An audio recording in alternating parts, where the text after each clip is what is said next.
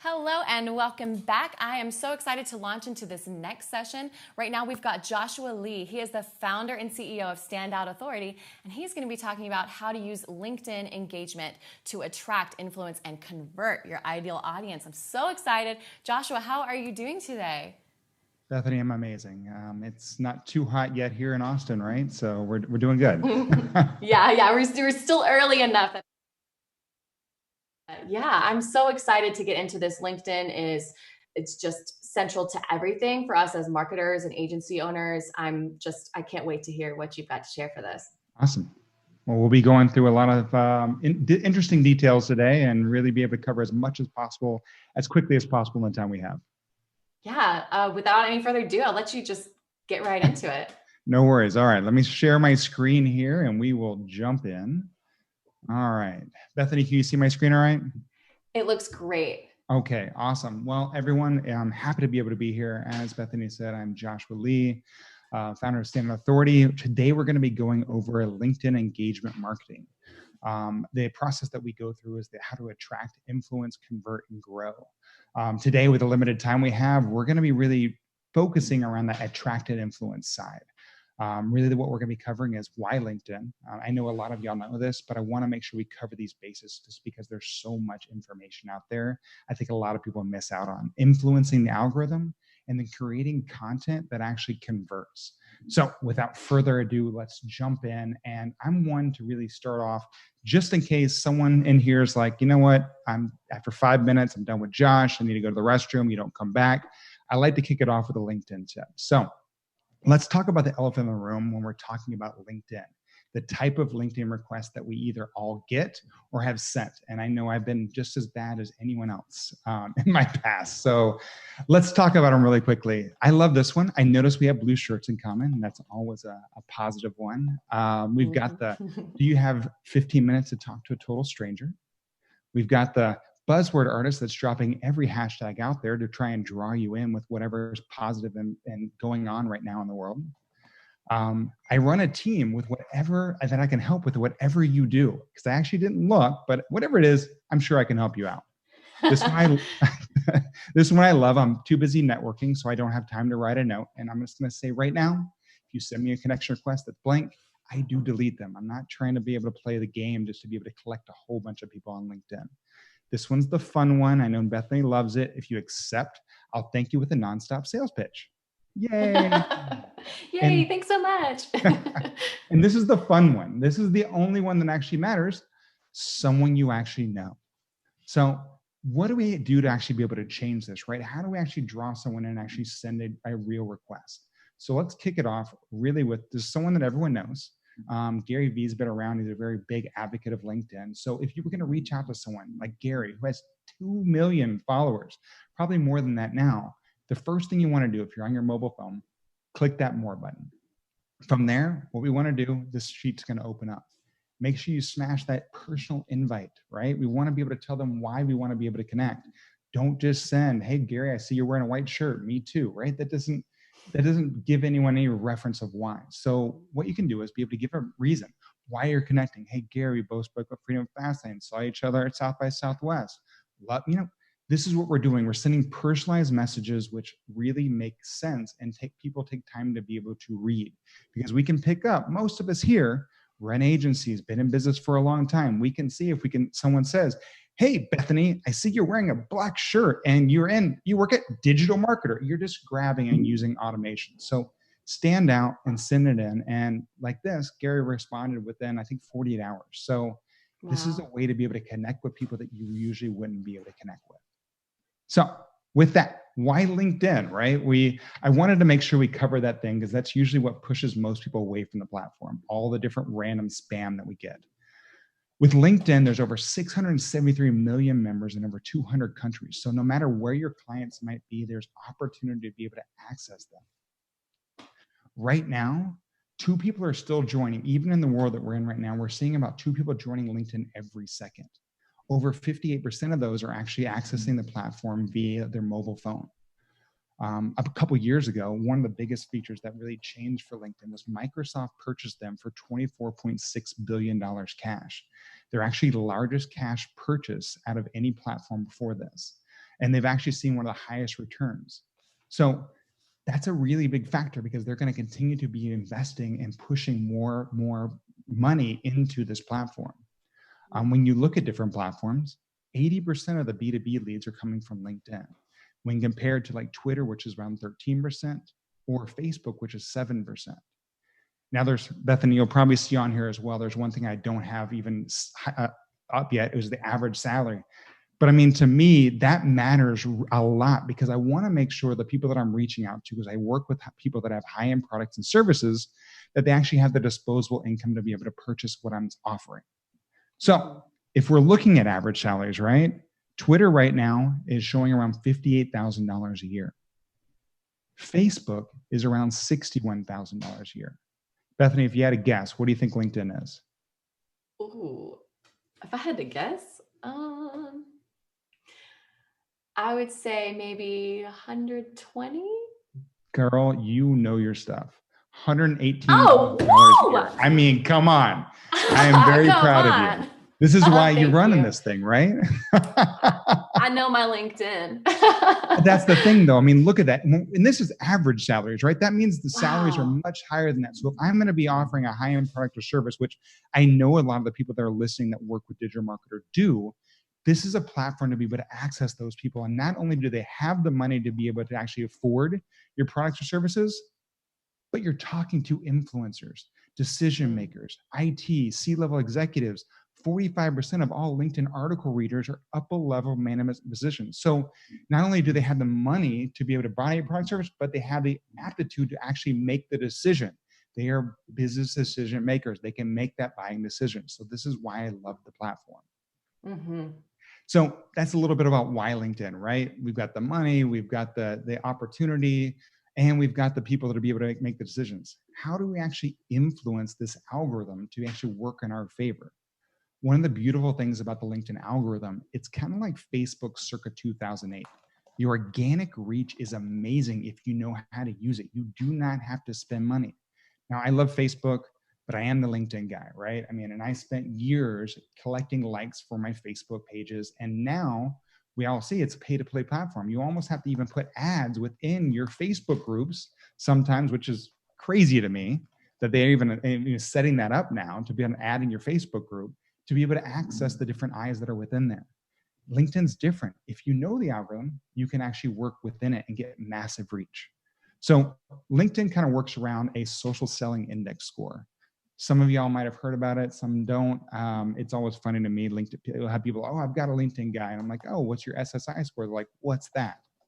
So it's really, really important to be able to kind of look in this. You can go to my website or easily enough, go to Google and search SSI score, right? I'm not trying to drive anyone anywhere, but the score is based around establishing your professional brand, finding the right people, engaging with insights, and building relationships. One of the main things I did not say is how much you spend. So it's a huge factor. These are all things. What LinkedIn wants to be able to do is for you to act right and actually add value to the platform. By doing that, they're going to reward you. Now, if you search your score, it's between 0 and 100. If you have a score of 0 to 30, it's kind of like the SAT scores, right? If you put your name on the test, you got 300 points. Yay, you know your name. That's kind of like you created a profile. If you've got a score between 30 and like 65, you're kind of like one of those people that you look at LinkedIn occasionally, you view some articles you might like here and there, but that's about all you're doing. What we've seen and what LinkedIn's looking for is the leaders that are actually showing a 70 and above LinkedIn SSI score. This shows that you're doing these 4 things on a regular basis and they're going to reward you for it. You're going to get greater reach and you're going to be within the algorithm. Now, scores are cool. I get it. But in the long run, what's that actually going to do for you? So what we've seen, not only with our clients, we've actually seen that before having a lower SSI score, weekly search stats, how much you show up in search results. Because look, if you're going to draw people in, you want to be able to show up in more search results. Prior to having a 70 and above, we see around 36, 50, maybe 100 times you show up in search results. And you've got the random companies. But when you're actually looking at it and working within the algorithm, our clients, and we've been able to show time after time, 800 to over 1,000 times a week, our clients are showing up in these search results. That's a Wow. massive difference in opportunity being brought to you rather than you having to go out and find it. And look, you got Street Coach, Ralph Lauren, bigger names, right? So this is kind of what we're trying to be able to do. When we're talking about the algorithm, likes, comments, and shares are always a big factor. People want to know, well, what holds the most weight? On LinkedIn, they want interaction. They want comments. Comments are the fuel on LinkedIn. Likes actually have a 50% impact, shares are 25.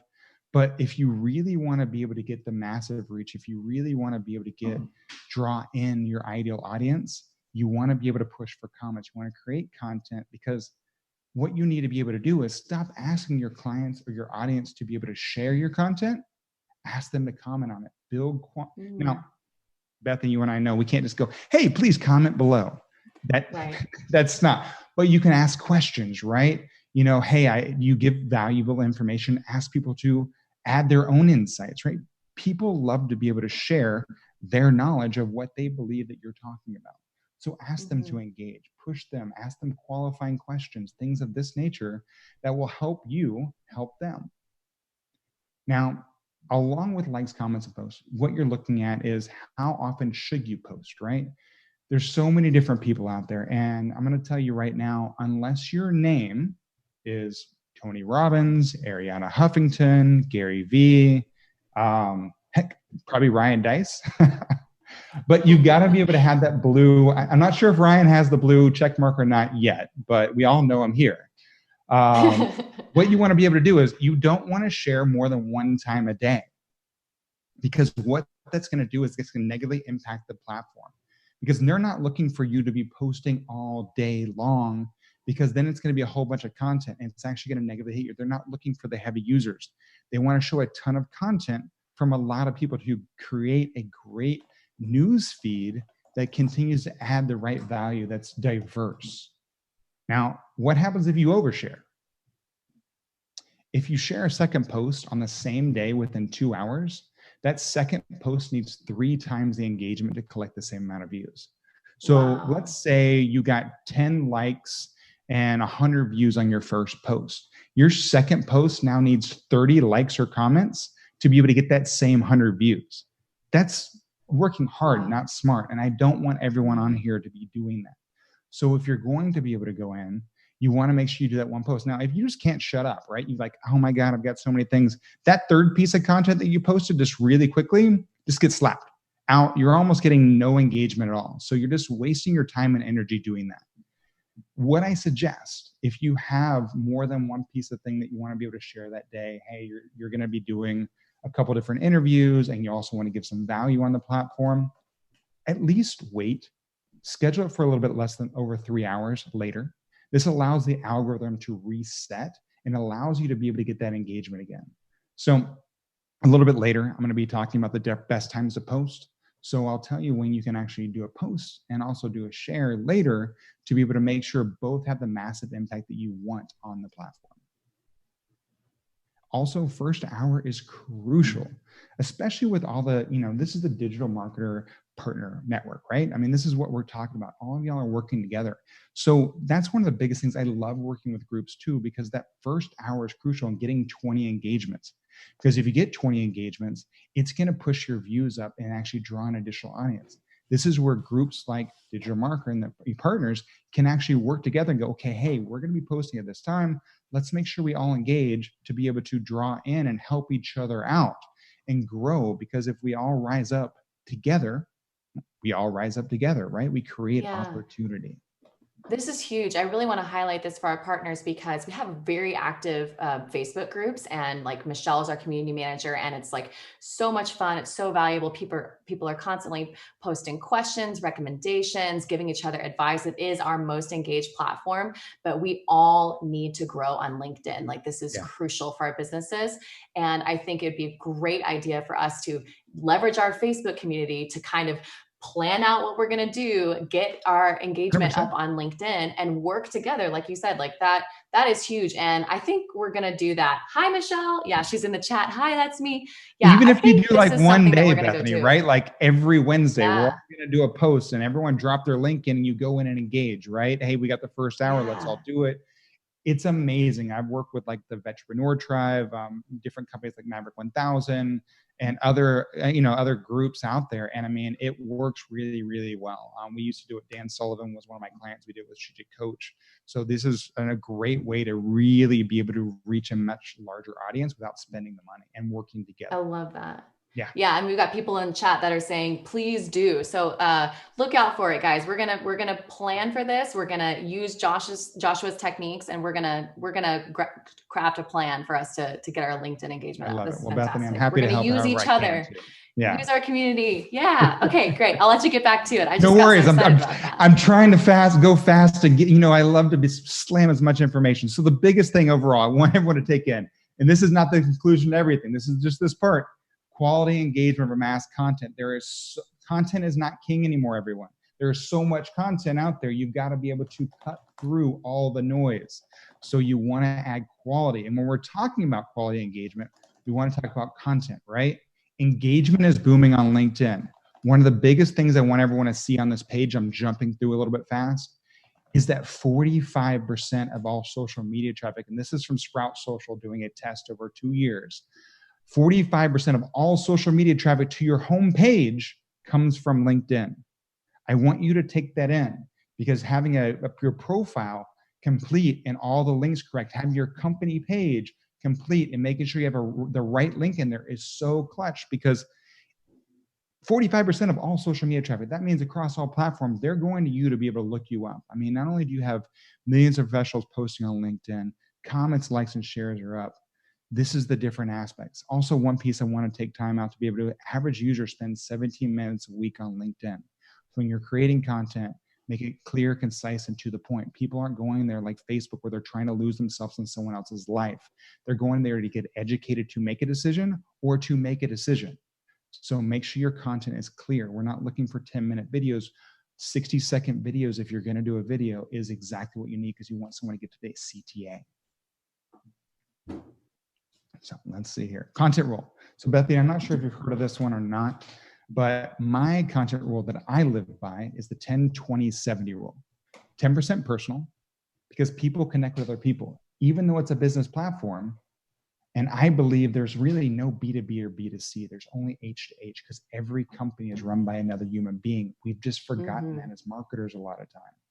So we have to be able to connect on human level. Like Bethany and I are both in Austin. So that's something we can actually put on there and share and be like, oh my God, you're in Austin, me too. And now it opens up, because people love to be able to connect with other people that they have commonalities with. When you're posting, 20% of your content needs to be company content.